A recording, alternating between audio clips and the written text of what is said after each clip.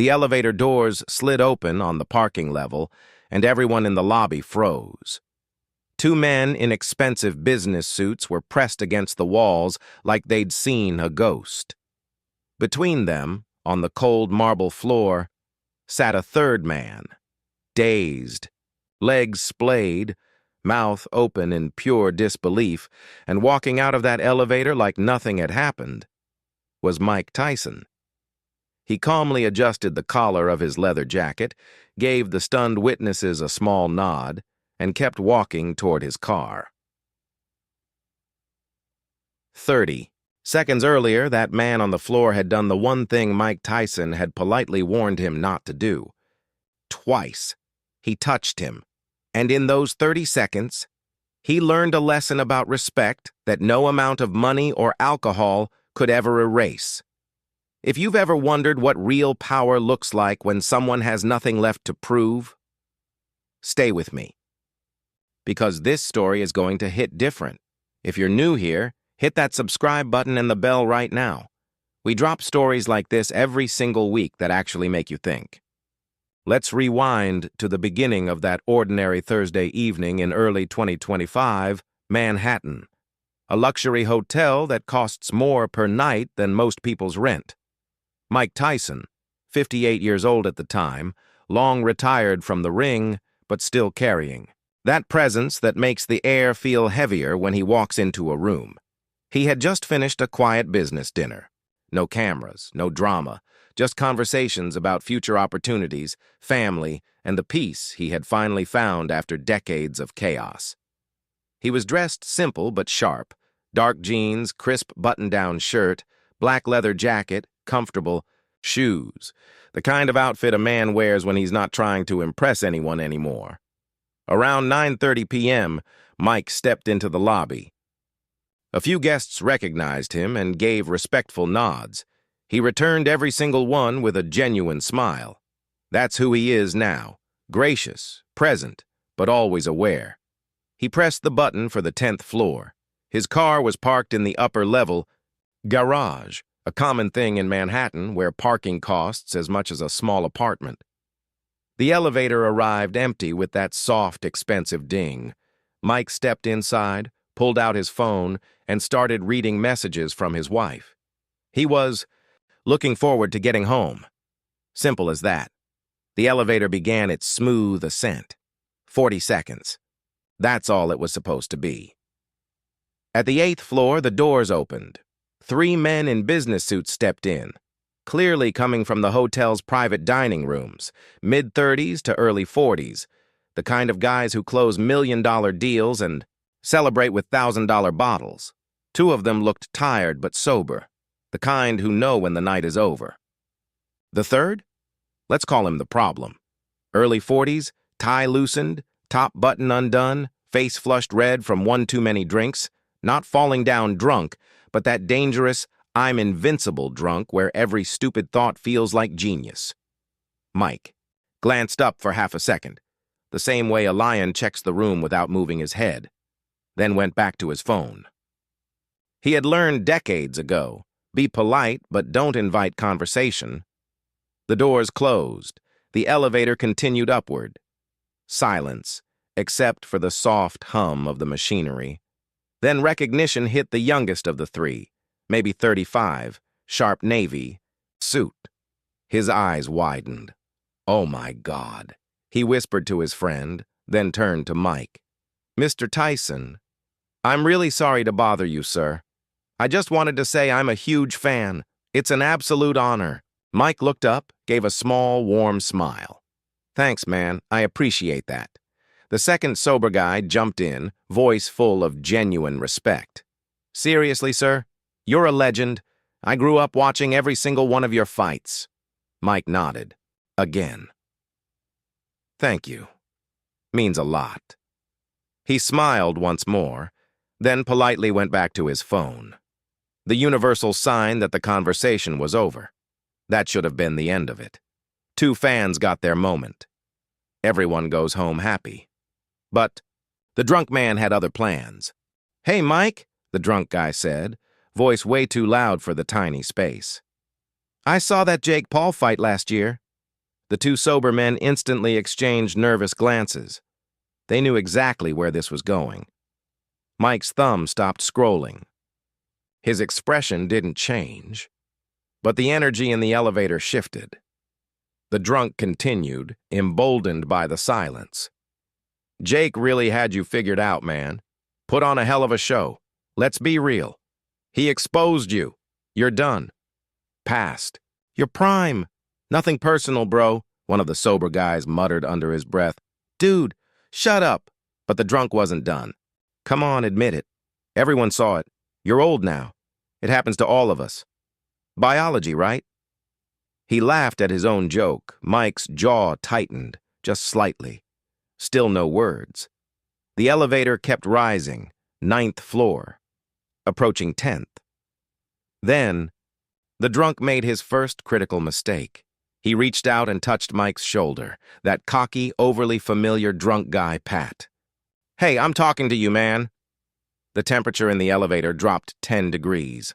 Mike turned his head slowly and looked the man dead in the eyes. His voice was quiet, controlled, but every syllable carried decades of weight. Don't touch me again. The two sober men pressed themselves against the walls. They understood. This wasn't an argument anymore. This was a warning from a man who once ruled the entire heavyweight division with pure violence and had learned to control it. But the drunk, too intoxicated to read the room. He laughed. "Oh, what, old man? You gonna do something? Everyone knows you're not in fighting shape anymore. Your time is over. Accept it." The younger sober guy tried one last time, voice shaking. "Bro, seriously, stop. This is insane!" The elevator reached the 10th floor. The display said 10, but there's always that 1 or 2 second delay before the doors open. And in that tiny window, the drunk made his final stupid mistake. He reached out again, this time toward Mike's chest, trying to prove he wasn't scared. "What if I touch you, huh? What you gonna—" He never finished the sentence. Mike's hand shot out like lightning. He caught the man's wrist midair in an iron grip. With his other hand, he placed his palm flat against the drunk's chest and pushed. Not a punch, not a strike, just a firm, controlled push. But it was Mike Tyson pushing. The drunk's feet left the ground for a split second. His back slammed into the elevator wall with a heavy thud. Then he slid down hard, landing on his tailbone, legs splayed out like a puppet whose strings had been cut. The entire thing took less than 2 seconds. No blood, no broken bones. Mike had used exactly the force needed to make the point. Nothing more. The two sober men stared in absolute silence, eyes wide. The drunk sat there, mouth hanging open, completely stunned. The cocky smile was gone. All that was left was shock, and the sudden, terrifying realization of who he had just disrespected. Mike stood perfectly still, breathing calm and even. He looked down at the man on the floor and said the same words again, quieter this time, but somehow even heavier. "I told you not to touch me." The elevator doors finally opened with a soft ding. A few people in the parking area stopped and stared at the scene. 2 suits pressed against the walls, one man sitting dazed on the floor, and Mike Tyson standing in the center like he had just finished a normal ride. Mike straightened his shirt, adjusted his jacket, and stepped out without another word. He didn't look back. He didn't need to. As he walked toward his car, the two sober men quickly helped their friend up.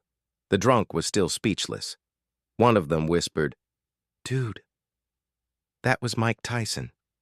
You're lucky he didn't end you." And that's the part most people miss. Mike Tyson didn't need to end him. He had already won the only fight that mattered, the fight against his own old self. The man who once bit off part of an ear in front of the world had learned something most fighters never do. Real power is when you have the ability to destroy someone and choose not to. Later that night, Mike would sit in his car for a moment before driving home. He has said in interviews many times, "Fear is like fire. If you learn to control it, it works for you. If you don't, it destroys everything. That night, he controlled it perfectly. And the drunk man? He learned something too. Some lessons. Don't come from fists. They come from the quiet realization that the man you just mocked still carries the power to change your entire night. And chose mercy instead. Here's what this story is really about. It's not about Mike Tyson pushing a drunk guy in an elevator. It's about the question every single one of us faces almost every week. When someone disrespects your boundaries, do you explode, or have you done the work to respond with controlled power?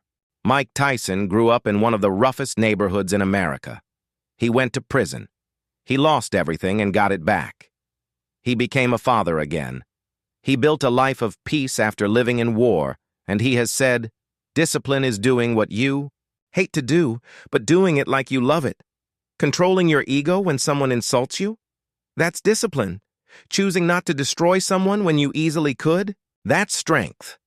Setting a boundary without turning into the monster you used to be? That's growth. That's the real Mike Tyson in 2025. Not the fighter who needed to prove anything, but the man who had finally learned what real power is for.